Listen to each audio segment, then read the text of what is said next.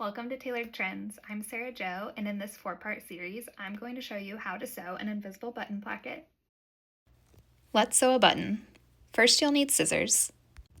Next, you'll need a needle and thread. My needle is double threaded. Then I usually tie about 2 knots in my needle. You'll also need a button. To begin, take a stitch where you have your button placement marked. Next, thread the button through the needle.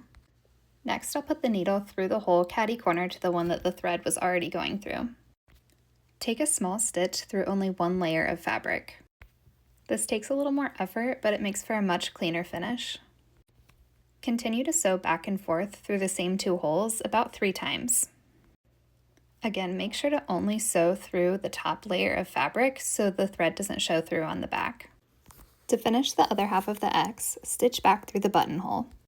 Bring your needle back up through a hole you haven't sewn and continue to stitch catty corner. Take about 3 stitches just like you did on the first half of the button.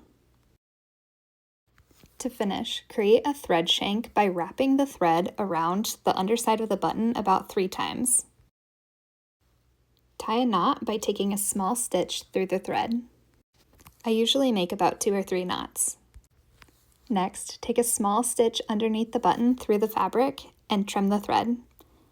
And that's how you sew a button. Happy sewing!